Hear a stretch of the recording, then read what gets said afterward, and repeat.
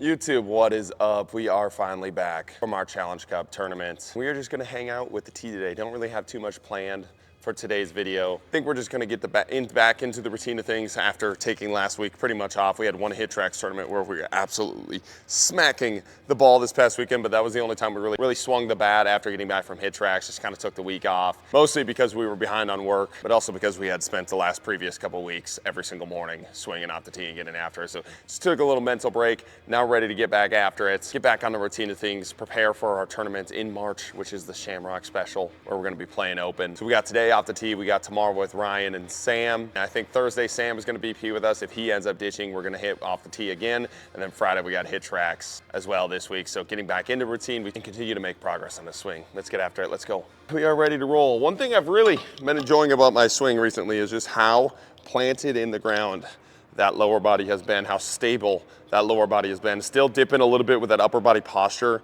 but the collapsing of the lower body. It used to be upper body collapsed and lower body was collapsing, which led to a lot of inconsistencies in the swing, obviously, when two things are moving at once. Now it's doing a really good job of, even if I'm overstriding and getting to it, like that lower body is staying on the same plane, that back leg is staying stacked really, really well. And then the upper body on a couple swings going down, but really been feeling good about that posture on that lower body and staying good. And the upper body has been responding to that. Again, you get rid of one inconsistency, you only got to deal with the other. And the swing has been much more consistent because of that. And I think a big part of that are these curry lookbacks that we've been doing at every single start of every BP, where we have this slow stance here, no stride. As soon as we swing, we kind of look back, but we're just building posture with that lower body, getting that feel of staying within the ground, and it's been a good feel to bias as we've been going forward, so we're gonna stick with it.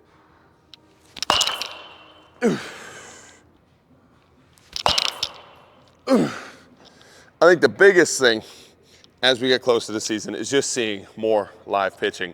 I actually honestly felt like the swing, especially in BP, like I've never had a BP round like that before, or Challenge Cup, like the ball's just exploding. Everything's been feeling next to level in hit tracks. And now the best thing is just gonna be able to get back outside, see live pitching again, get comfortable in a box, get comfortable with the pitch count again, and swing at pitches that I feel super confident in. And I think that just comes as the season comes and you just get more at bats, whether it's league or in tournaments, just where you're swinging at pitches that you like. You're a lot more comfortable in the box. I just felt like I was rushing my approach a little bit in Florida, and it still felt really phenomenal. Be able to keep the ball in the way that I was and attack the spots and have that back control that I felt was really nice. Good testament of all the work that we put in. But for that next level, I think just seeing a lot of outside pitching and live pitching is gonna help a ton. Ooh. And that's why tee work is never a replacement for live pitching, right? I like looking at tee work as the internal stuff, right? Like fixing your own feel, fixing your own swings. And I think you can fix the flaws in your swings, the technical flaws in your swings, the actual physical things you're messing up in your swings much faster off a tee. But that's only part of your swing, right? There's a lot of people that have loopy swings, goofy swings, things they're doing technically wrong in their swing that they could fix off a tee, but their timing is really phenomenal. Their ability to see the field is really phenomenal, and their back control, even if it is inconsistent, is really good. And that's timing, that's approach at the plate, and that's what you get out of live pitching. That's what you get out of BP with a live pitcher, especially going outside, right? So it's kind of two different things that you're focused on. And I think you need both of them in your BP toolbox, using the tee to fix your own individual weaknesses and the things that suck in your swing, and then using a live BP pitching to get used to your approach in the box, hitting certain spots and back control, and be able to learn what a strike and ball is. And just, again, I think a lot of it's just confidence, being like, okay, that's my pitch, that's not my pitch. But you don't get that off a tee, I don't think. That's why I think you need both of those things. And right now we've emphasized the tee a ton just because I did have technical deficiencies in my swing. And I think I had gotten so far away from the tee towards the end of the season because everything was live pitching so much and I was playing so much league, and I know I'm going to get that as I go forward. So I really want to hammer these things this offseason in the winter while we can, and then as we get outside, the things that we need to work on with live pitching is just going to come with the season and with league, right? So let's get these.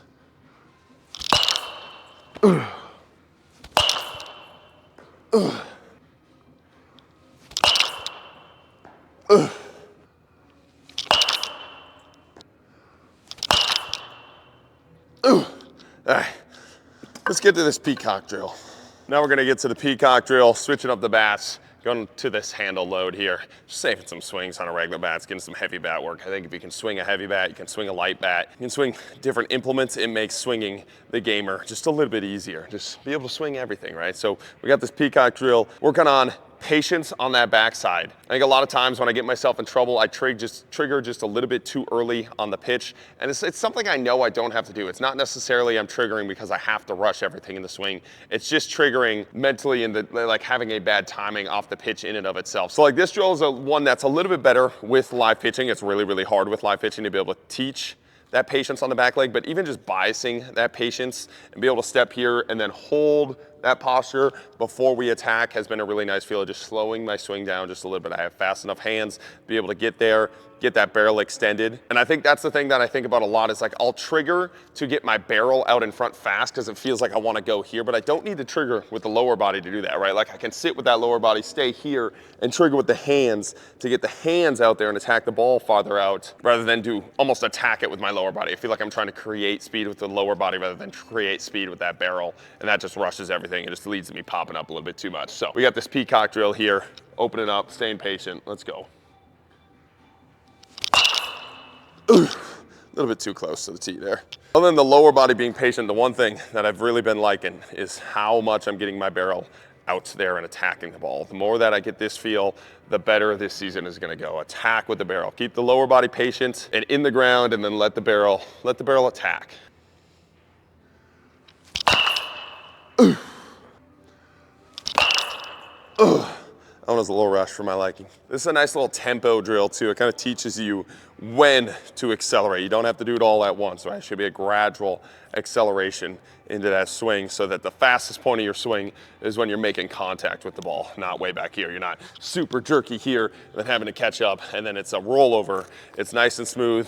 It's slow to fast, fastest when you're making contact with the ball. You're delivering the barrel. You're transferring everything from that lower body into the implement, not trying to create all the speed here and not transfer anything. Ooh. Ooh. Ooh. Ah. Ooh. Ooh. Let's go. All right, we'll do one more tracer drill, just get the barrel feel good, and we'll take some cuts with the real bat. Let's go. Now we're gonna rip this tracer drill. I'm gonna put this ball a little bit farther down, get on this tracer drill. All I'm focusing on is delivering that barrel into the ball, really focusing on transferring everything that we've built up into that whip-like effect to get that barrel all the way through the ball. And I find once I'm delivering that barrel, everything else is kind of sorting itself out. You have to stay on the ball to deliver the barrel. You have to stay planted with that lower body to deliver the barrel. It's kind of like the final step of everything happening. But if you don't deliver the barrel, a lot of bad things happen. And a lot of times that happens when you're trying to like overcut a ball or trying to overplace a ball and you never actually get that barrel where you want it to. And if you just deliver that barrel and you hit a ball hard, usually the ball goes in a much straighter line and a much better line than trying to force something where you're overcutting or trying to overforce and that barrel never gets delivered and you never actually put that ball where you want. So I'm gonna focus on these for a couple and then we'll take some cuts with the gamers.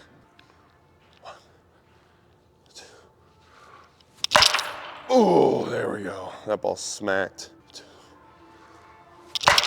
Oh, yeah.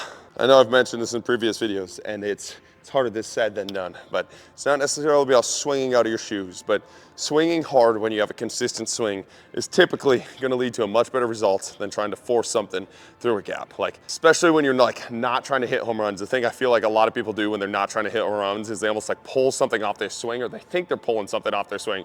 All it does, slow down that hand, slows down that barrel, and now you're behind the ball instead of attacking the ball where you can get that ball on a line or cut it nice and low, stay on that line. Now you're behind the ball here and you're gonna get underneath it and honestly elevate it. So if you have home run power, I think a lot of times you hit accidental home runs trying not to hit home runs doing that because you're not delivering the barrel on that plane that you want it to deliver on. You're a little bit behind, trying to slow things down, and then you catch that ball underneath and it flies for that 2-run shot or that solo that you don't want to hit. You're like, well, I tried to keep it in. It's like, yeah, you slowed down your barrel. So honestly, I think, especially myself, the more I deliver the barrel, the more I actually attack the ball, the more the ball actually stays in for me. So that's what we're really trying to work on this year. Confidence in swinging hard and then just giving ourselves some drills to swing hard in. Let's go.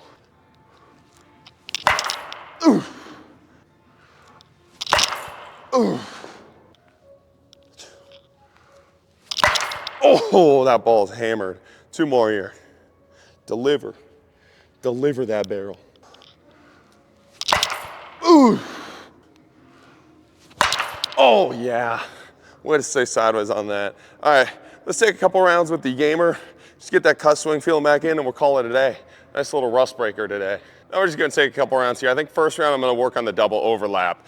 I think sometimes in BP off a tee, especially mid-season when things start to get a little bit stagnant, you have a bunch of cuts under, you can't really get a good feel for your swing. I think trying different things out in your swing, whether you want to keep them or not, it's not really about that. It's about getting the different feel. A lot of times when I go to this double overlap, it gives me a little bit more of an athletic, explosive-like feel with my swing. And I don't really have the control down that I love with the overlap to like bring that to a game. But once I find myself going to the overlap, playing with that swing a little bit more, get really nice and cutty with that swing, I can go back to my regular grip, which is, I mean, I slight overgrab. It's just the pinky over instead of the full double overlap. But that pinky over, I can try to take that athletic feel, that explosive feel with a little bit more control and kind of hammer that ball. So we're gonna go first round here playing around with that double overlap, and then we'll go to regular cuts, and we'll probably call it a day there. Nothing too crazy today. This is a basic BP day. Let's go. Oh, there we go. Oh yeah, I get such a whip on that bat. If I could learn how to control this swing, this would be sickening. It's not there yet. Feel just not there, but it's whippy, it's good. Oh, this might be my home run swing though. Missing just a little underneath it. Drive through it. Oh yeah. Oh yeah. Flaring a little too far open for my liking with that double overlap and like bleeding that barrel again, getting it here, leaving it behind, rather than getting that barrel out in front of my body. Letting that body be the stop gate. Body goes, stops. When it stops, it gets the barrel in front. It allows that to accelerate through rather than just letting everything bleed around and trying to accelerate everything at the same time. A couple more here. Oh yeah, it's a fucking gunshot. Ooh, there we go.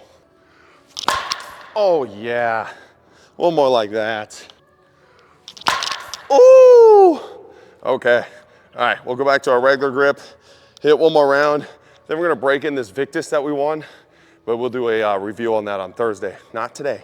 And we won't get the sneak peek today, but we're just gonna hit a couple ASA balls at like 80% to warm that up after this, but let's finish this strong. Now we're going back to our normal grip, drill in a little bit of control, and then we'll finish today. Goal is to swing at these hard though. Get this ball cut pretty decently hard, rip it through, finish on a strong note. Let's go. Ooh. Yeah, you lose just a little bit of that whip. You have to force it a little bit more, but honestly, that force kind of allows me to stay a little bit stronger and more focused with that control rather than just being totally loosey-goosey with it. Eventually we'll get to that double overlap. Ooh, that was a little more whippy. Ooh, bled just a little bit on that. Get that hand through first. There it is. Let's go. Again, a little less whippy, lose a little exit below, lose a little athleticism, but you gain a little control. Cutting this ball real nice right now. Finish strong here. Oh yeah, poppy.